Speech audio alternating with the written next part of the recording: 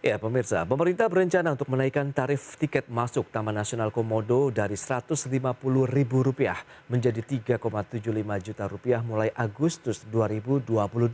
Pemerintah berdalih nominal tersebut tidak muncul tiba-tiba, namun sudah melalui kajian dari para ahli dengan memasukkan keseluruhan dari biaya konservasi nilai jasa ekosistem selama 1 tahun.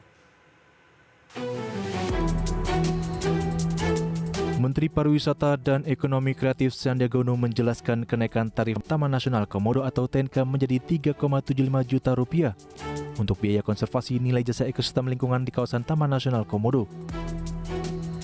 Menurutnya, angka ini tidak muncul tiba-tiba tetapi sudah melalui kajian dari para ahli dengan memasukkan keseluruhan dari biaya konservasi nilai jasa ekosistem selama 1 tahun. Nilai jasa ekosistem adalah sumber daya alam yang menunjang keberlangsungan kehidupan makhluk hidup seperti air, oksigen, sumber makanan, dan mencakup pengelolaan limbah yang dihasilkan oleh wisatawan. Selain itu, biaya ini juga sudah termasuk dengan tiket masuk kawasan TNK dan pembelian souvenir buatan masyarakat sekitar Pulau Komodo bagi wisatawan yang datang berkunjung. Kita punya tanggung jawab untuk konservasi. Dan sekali lagi ini merupakan satu kebulatan tekad dari Kemenparekraf bersama dengan Pemprov NTT, KLHK, CQ Balai Taman Nasional Komodo untuk terus melakukan upaya-upaya terbaik dalam solusi pengembangan pariwisata dan konservasi di kawasan Taman Nasional Komodo. Sandiaga menilai kebijakan ini akan bisa menarik lebih banyak wisatawan yang menghargai upaya konservasi dan ikut membangun destinasi-destinasi lain di Nusa Tenggara Timur sebagai destinasi wisata unggulan. Sandiaga juga mengungkapkan melalui biaya konservasi ini diharapkan dapat menunjang upaya pemerintah untuk menjaga kelestarian alam, serta bisa meningkatkan kesejahteraan masyarakat yang ada di kawasan Taman Nasional Komodo. Dari Jakarta, Tim Liputan IDX Channel.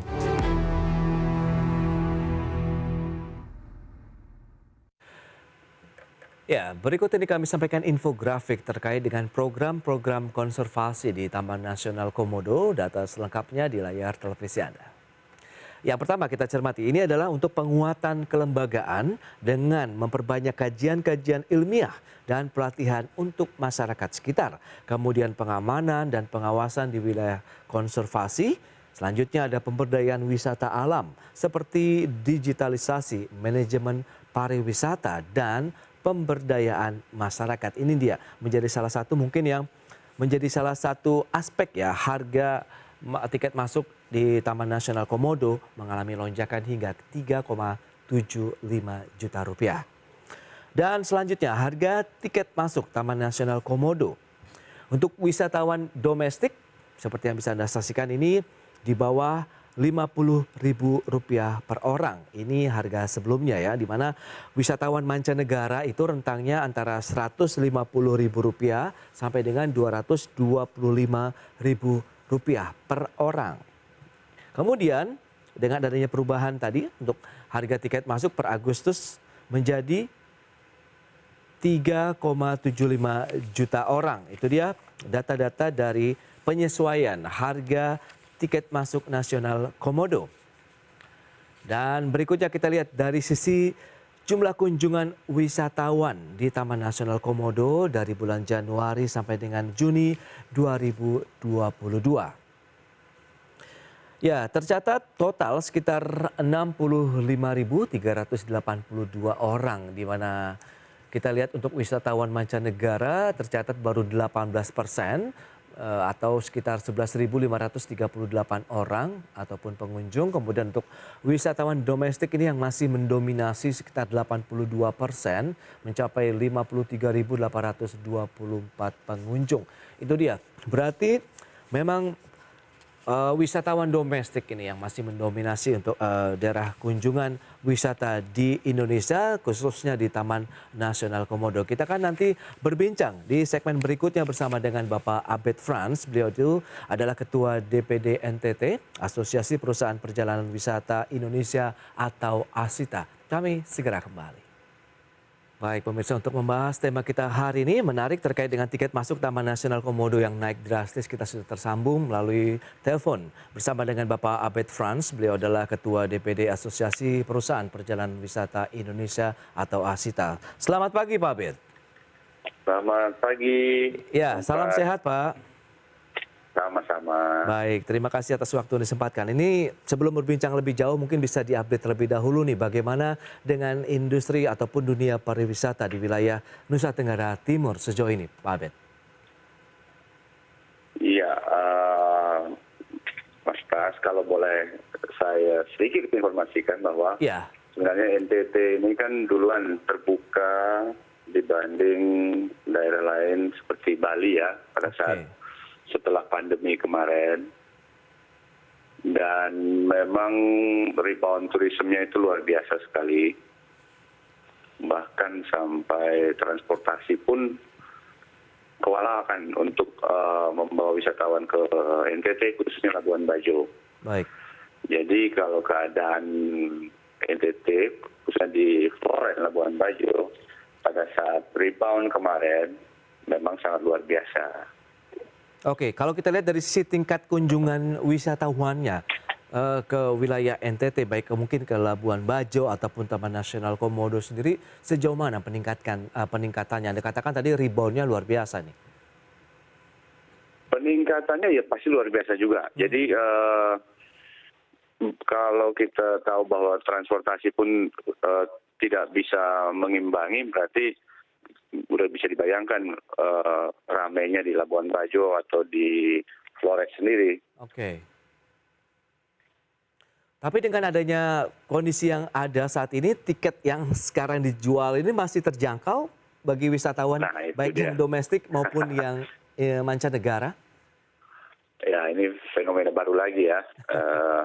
Iya, iya. Di saat kita sedang rebound tourism dan perbaikan pertumbuhan pariwisata, ada fenomena yang harus kita hadapi seperti ini. Memang susah ya kalau kita menghadapkan antara recover tourism dengan konservasi sih. Oke. Itu pasti akan sulit titik temunya. Jadi ya kita lihat saja lah. Memang kita secara industri kurang setuju dengan besaran kenaikan tersebut. Oke. Apalagi kenaikan tersebut seolah-olah tidak memberikan kami waktu yang cukup untuk sosialisasi kepada partner-partner kami yang lain juga.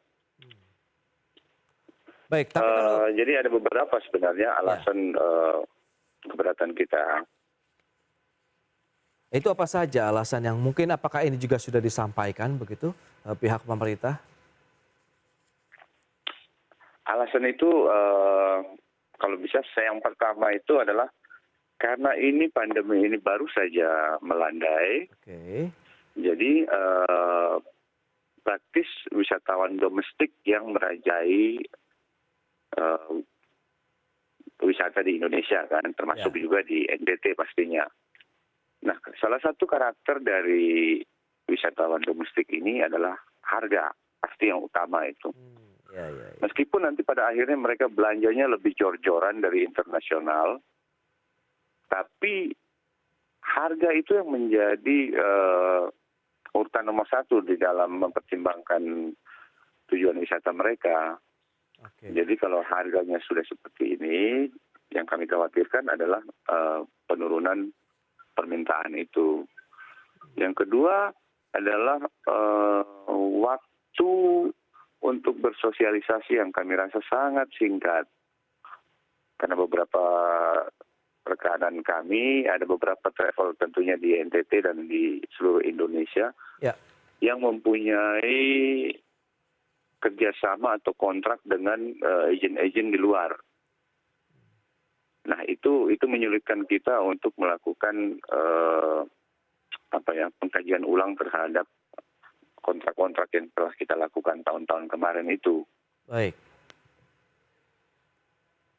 Jadi itu beberapa satu keberatan yang sudah disampaikan teman-teman dari asosiasi ataupun Asita dan juga mungkin para pelaku wisata begitu di wilayah Nusa Tenggara Timur.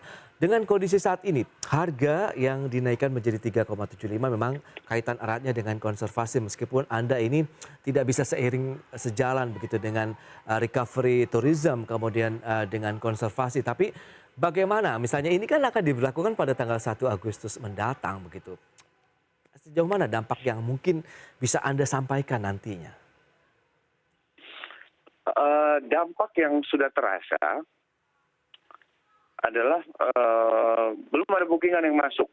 Oh, oke. Setelah Iya. heboh-heboh ini. Oh, I see. Tapi untuk beberapa bookingan yang sudah masuk sebelumnya untuk bulan-bulan Agustus, September dan Oktober dan sampai Desember, memang belum ada perubahan.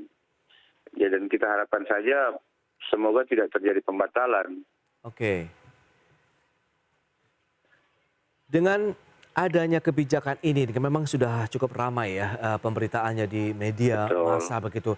Anda melihat apakah ini juga akan mengurangi dari mungkin kalau kita lihat ini adalah sisi pendapatan ya masyarakat sekitar yang mungkin menjual juga beragam aksesoris ataupun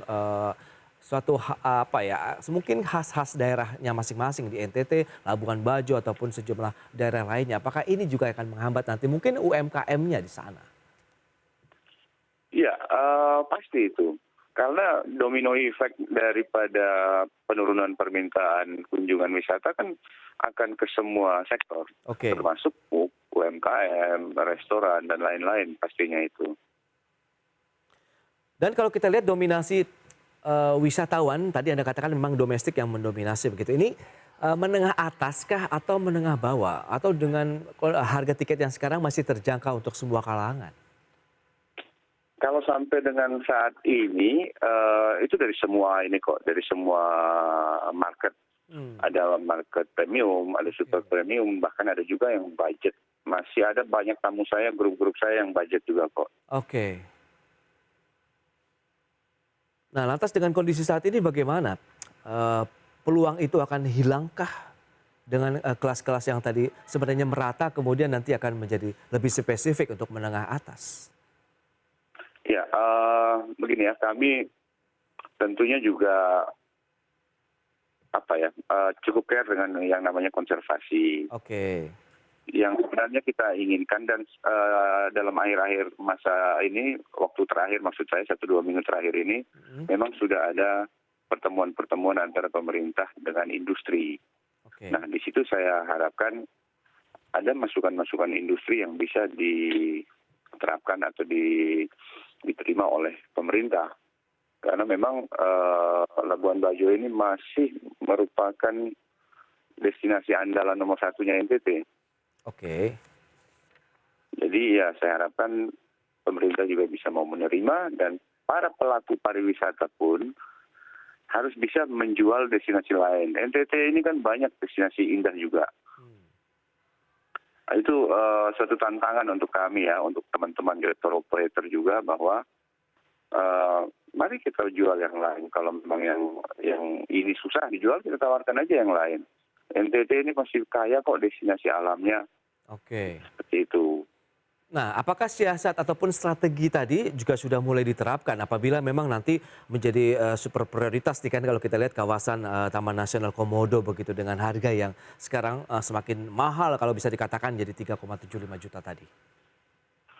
Ya, ini mau tidak mau harus sudah dilaksanakan oleh teman-teman. Karena keadaan ini kan bukan pilihan sebenarnya. Ini kan sudah sesuatu yang akan kita hadapi. Oke. Nah, kesiapannya Saya sejauh harapkan mana? Apakah juga daerah-daerah yang nanti akan menjadi destinasi wisata baru untuk semua kalangan ini sudah siap begitu, baik dari lokasi maupun masyarakat sekitarnya? Memang harus diakui bahwa NTT ini belum merata pembangunan infrastruktur dan lain-lainnya. Tapi kalau untuk sebagai destinasi wisata yang adventure, kami sudah siap, sudah terbiasa kok menerima wisatawan-wisatawan dari domestik maupun internasional. Taruhlah di Sumba. Nah itu cukup bisa mengimbangi Labuan Bajo juga sebenarnya. Oke. Dan ke Pulau Timur sendiri dengan semakin banyaknya destinasi baru yang dibuka dan banyak juga wisatawan domestik yang mulai datang ke sana, ya kita harapkan semua itu sudah siap. Oke. Dan itu menjadi fokus juga dari Dinas Pariwisata setempat? Pastinya.